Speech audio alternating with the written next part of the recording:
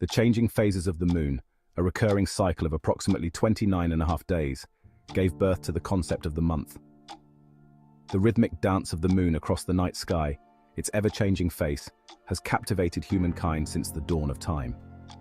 As our ancestors gazed upwards, they noticed a recurring pattern, a cycle of transformation that took the moon from an invisible sliver to a full, luminous orb, and back again.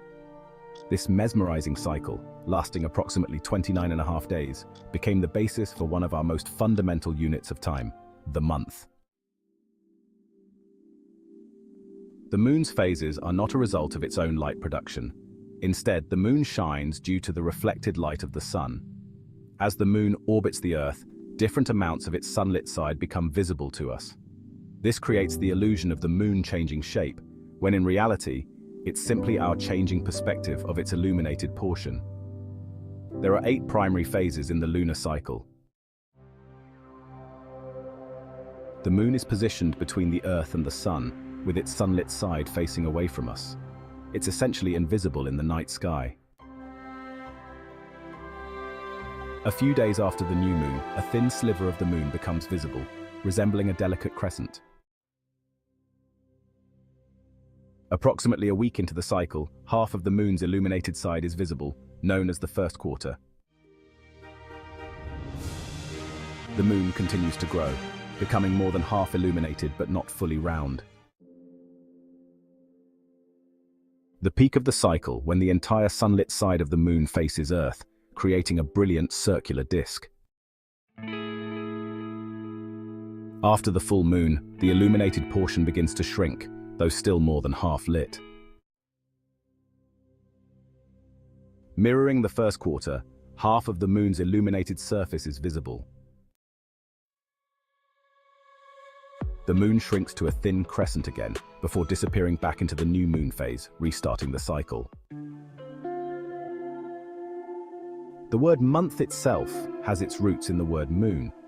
The approximately 29.5-day lunar cycle provided a natural and easily observable way to divide the year. While early lunar calendars were not perfectly aligned with the solar year, which is about 365.24 days long, they marked a significant step in humanity's efforts to track the passage of time and organize their lives. Many ancient civilizations relied on lunar calendars to structure their agricultural practices, religious festivals, and daily life.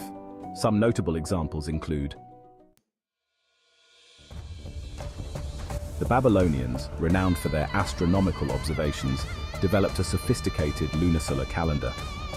Their months began with the first sighting of the new moon crescent, and they added an extra leap month periodically to keep their calendar roughly aligned with the seasons. While the Egyptians primarily used a solar calendar based on the flooding of the Nile, they also recognized the importance of the lunar cycle. They had a separate lunar calendar used for certain religious rituals and festivals. The Jewish calendar is a lunisolar calendar, with months based on the lunar cycle and the addition of a leap month periodically to align with the solar year. Jewish holidays and festivals are determined by this calendar.